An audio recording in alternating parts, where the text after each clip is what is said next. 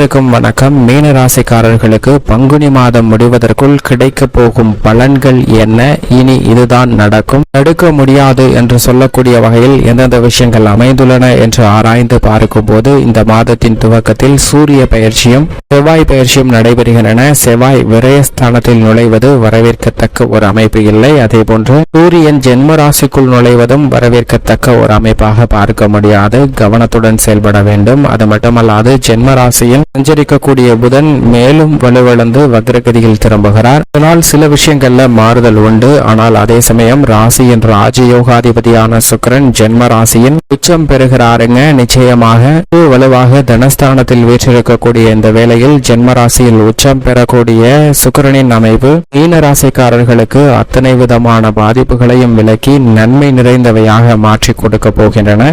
பங்குனி மாதத்தில் கிரகநிலைகளின் அமைப்பை ஆராய்ந்து பார்க்கும் போது இனி இதுதான் நடக்கும், தடுக்க முடியாது என்று சொல்லக்கூடிய வகையில் பல்வேறு பலன்களை கிடைக்கக்கூடிய அமைப்பை சாதகமாகவும் சில சமயம் துரதிருஷ்டவசமாக சாதகமற்ற ஒரு சூழ்நிலையாகவும் அமைந்துள்ளன என்பதை தெளிவாக உறுதிப்படுத்துகின்றன. ஏனென்றால் இந்த தருணத்தில் மிகவும் வலிமை வாய்ந்த முழு சுபகிரகமான குரு தனது நட்பு கிரகமாக இருக்கக்கூடிய செவ்வாயின் ஆட்சி வீட்டில் அமர்ந்திருக்கிறார். இந்த மாதத்திற்கு பிறகு மேசராசியிலிருந்து ரிஷபராசிக்குள் நுழைய போகிறார். ஆனால் இந்த மாதம் முழுவதுமே மிகவும் வலுவாக தனது நட்பு கிரகமான செவ்வாயின் ஆட்சி வீடான மேசராசியில் வலுவாக சஞ்சரிக்கக்கூடிய குருவின் அமைப்பு காரணமாக நல்ல பலன்கள் நிறைந்து கிடைப்பதற்கான வாய்ப்பு நிச்சயமாக உருவாகிறது. ஏனென்றால் அவர் முழு சுபகிரகமாக இருக்கிறார். அவருடைய சஞ்சார காலகட்டத்தை நிறைவு செய்து வீரியம் பெறக்கூடிய இந்த தருணம் என்பது குடும்ப ரீதியாக எதிர்பார்க்கக்கூடிய பல மாற்றங்களை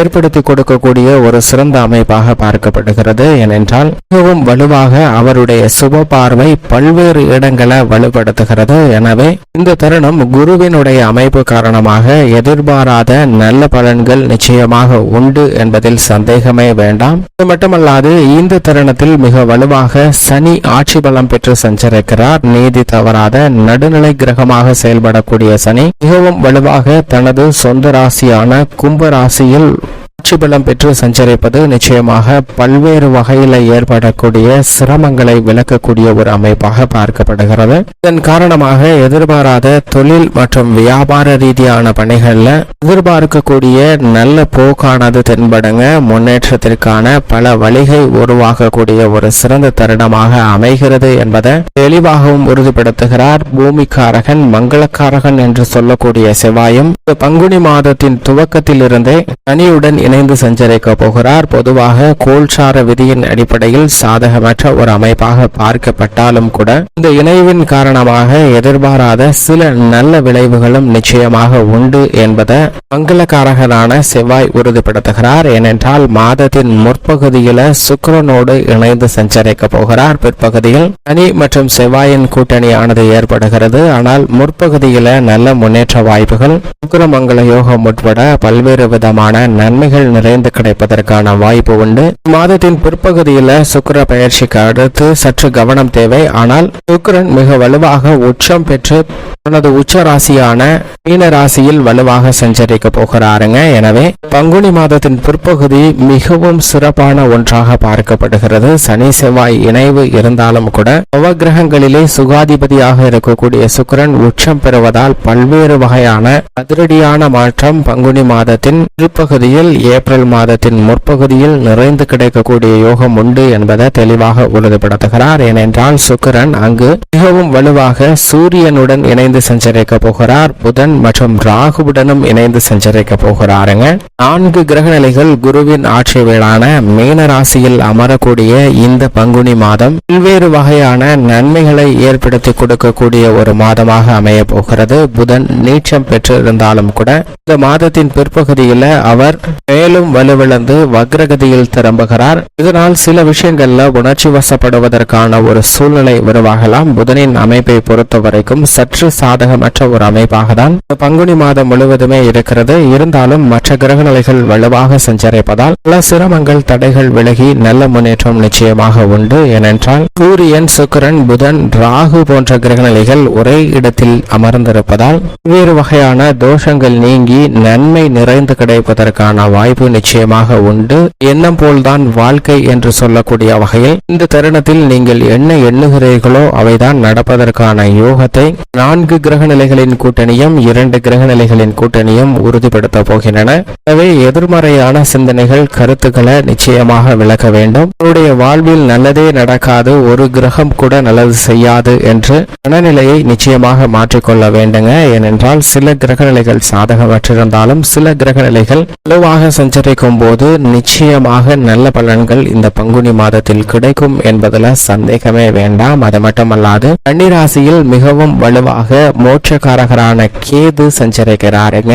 கேது நம்மளுடைய எண்ண ஓட்டங்களை கட்டுப்படுத்தக்கூடியவராகவும் சுப நிகழ்ச்சிக்கு வித்திடக்கூடியவராகவும் பார்க்கப்படுகிறார். அப்படிப்பட்டவர் வலுவாக தனது சமகிரகமாக இருக்கக்கூடிய புதனின் ஆட்சி வீடு உச்ச வீடாக இருக்கக்கூடிய கன்னிராசியில் சஞ்சரிப்பதால் நிச்சயமாக பல்வேறு வகையில மனதில் தோன்றக்கூடிய எண்ணங்களை கட்டுப்படுத்துவதற்கான வாய்ப்பு நிச்சயமாக கிடைக்க இருக்கிறது. எனவே எதிர்காலத்தை பற்றிய அச்சம் நீங்கக்கூடிய வகையில் கேதுவின் அமைப்பு காரணமாக அதிரடியான மாற்றங்களை சந்திப்பதற்கான யோகம் உண்டு. சந்திரனை பொறுத்த வரைக்கும் அஷ்டமத்தில் சஞ்சரிக்கும் போது மட்டும் கவனம் தேவை. மற்ற தருணங்கள்ல நல்ல பலன்களை நிச்சயமாக பெற்று தருவாருங்க. இப்படி நவ கிரகங்களின் அமைப்பும் இந்த பங்குனி மாதத்தில் அமைந்திருக்க மிக சிறப்பாக ஏற்படக்கூடிய பயிற்சியாக பார்க்கப்படுவது செவ்வாய் பயிற்சி, சுக்கிர பயிற்சி, சூரிய பயிற்சி என அனைத்துமே மிகப்பெரிய அளவுல மாற்றத்தையும் அதே சமயம் புதன் வக்ரகதியில் திரும்புதல் உள்ளிட்ட சில சாதகமற்ற சூழ்நிலையும் நடைபெறுகிறது. இப்படி கிரகநிலைகளின் அமைப்பு இருந்தாலும் குடும்பம், உத்தியோகம், தொழில் என அனைத்திலும் ஏற்பட்ட மாறுதல்கள் கிடைக்கின்றன என்று பார்க்கும்போது மீன ராசிக்காரர்களை பொறுத்தவரைக்கும் குடும்பஸ்தானத்தில் மிகவும் வலுவாக ராசியின் அதிபதியான குரு சஞ்சரிக்கிறார். இந்த மாதத்திற்கு பிறகு அவர் தைரியஸ்தானத்திற்குள் நுழைய இருக்கிறார். எனவே அதற்கு முன்னதாக இந்த 2ஆம் இடத்திற்குரிய பலனை, மனஸ்தானத்திற்குரிய பலனை நிறைந்து கொடுப்பாருங்க. குடும்ப வருமானம் உயரும், எதிர்காலத்தை பற்றிய அச்சம் நீங்கும், கணவன் மனைவிக்கிடையே ஒற்றுமை ஏற்படுங்க. குடும்பத்தில் சிறு சிறு கருத்து வேறுபாடுகள் ஏற்பட்டாலும் பெரிய அளவிற்கு பிளவோ விரிசலோ ஏற்படாமல் ஒற்றுமை பிறக்கக்கூடிய ஒரு தருணமாக ராசியின் அதிபதியான குரு உருவாக்கி கொடுக்கிறார். ஆனால் இந்த தருணத்தில் செவ்வாய் விரயத்தில் அமர்வதால் விவசாயம் சார்ந்த பணிகளில் சற்று அலைச்சல் அதிகரிப்பதற்கான ஒரு சூழ்நிலை உருவாகிறது. எனவே கவனமும் விழிப்புணர்வும் நிச்சயமாக மிக அதீதமாக தேவைப்படுகிறது. அது மட்டுமல்லாது எதை செய்தாலும் திட்டமிட்டு செய்ய வேண்டுங்க. ஏனென்றால் சனி செவ்வாயின் இணைவு என்பது நிச்சயமாக மீனராசிக்காரர்களுக்கு விரயஸ்தானத்தில் இருப்பதால் எதிர்பாராத பல வீண் விரய செலவுகளை மேற்கொள்வதற்கான வாய்ப்பை உருவாக்கிவிடும். அது மட்டுமல்லாது உத்தியோக ரீதியாக அலைச்சல்களை அதிகமாக சந்திக்க வேண்டிய ஒரு சூழ்நிலை இருக்குங்க. பணிச்சுமை அதிகமாக இருக்கும். சற்று கூடுதல் கவனத்துடனும் விழிப்புணர்வுடனும் செயல்பட வேண்டும். தொழில்துறை, வியாபாரத்துறை சார்ந்த பணிகள்ல போட்டிகளும் பொறாமைகளும் அதீதமாக இருக்கும். உங்களுக்கான இடத்தை தக்க வைத்துக் கொள்வதற்கு சற்று கடினமாக உழைக்க வேண்டிய ஒரு தருணமாக தான் மீனராசிக்காரர்களுக்கு பார்க்கப்படுகிறது. ஆனால் இவை அனைத்திலும் மாறுபட்ட பலனை கலைத்துறை ரீதியான பணிகள் நிச்சயமாக பெறுவதற்கான யோகம் உண்டு. ஏனென்றால் ஜென்ம ராசியில் உச்சம் பெறுகிறார் சுக்கிரன். இந்த தருணத்தில் கலைத்துறை ரீதியான பணிகளில் புதிய அடுக்கடுக்கான வாய்ப்புகள் நிறைந்து கிடைக்கும். அரசியல் சார்ந்த பணிகளும் மிக சிறப்பாக அமையும். திட்டமிட்ட பணிகளை சிறப்பாக கையாளக்கூடிய யோகம் நிறைந்து கிடைக்கக்கூடிய ஒரு தருணமாக பார்க்கப்படுகிறது. சென்ம ராசியில் சஞ்சரிக்கக்கூடிய ராகு, புதன், சூரியன் போன்ற கிரகநிலைகளால் ஏற்படக்கூடிய பாதிப்புகளையும் நிச்சயமாக விலக்கி விடுவாருங்க சுக்கிரன். எனவே இந்த தருணத்தில் சில நன்மைகளையும் எதிர்பார்க்கலாம். அதிலும் குறிப்பாக கல்வியில் மிக சிறந்த மதிப்பெண்ணுடன் தேர்ச்சி பெறுவதற்கான யோகமும் பெண்மணிகளை பொறுத்தவரைக்கும் திட்டமிட்ட அனைத்து பணிகளையும் சிறப்பாக செய்யலாம். ஏனென்றால் உச்சம் பெற்று சுக்கிரனும் தனஸ்தானத்தில் ராசியின் அதிபதியான குருவும் இருப்பது பெண்மணிகளுக்கு இரட்டிப்பு யோகம் நிறைந்த ஒரு தருணமாக இந்த பங்குனி மாதம் அமைகிறது என்பதை தெளிவாக உறுதிப்படுத்துகின்றன. எனவே மீனராசிக்காரர்கள் தங்களுடைய வாழ்வில் சந்திக்கக்கூடிய அனைத்து விதமான சிரமங்களும் விலகி முன்னேற்றத்தை தீமையாக பெறக்கூடிய தருணமாக அமைய போகிறது என்பதில் சந்தேகமே இல்லை. மேலும் சாதகமாக மாற்றிக்கொள்ள நிச்சயமாக மீனராசிக்காரர்கள் இந்த பங்குனி மாதத்தில் தங்களால் இயன்றவரை அன்னதான உதவி செய்யுங்கள். அப்படி செய்வதால்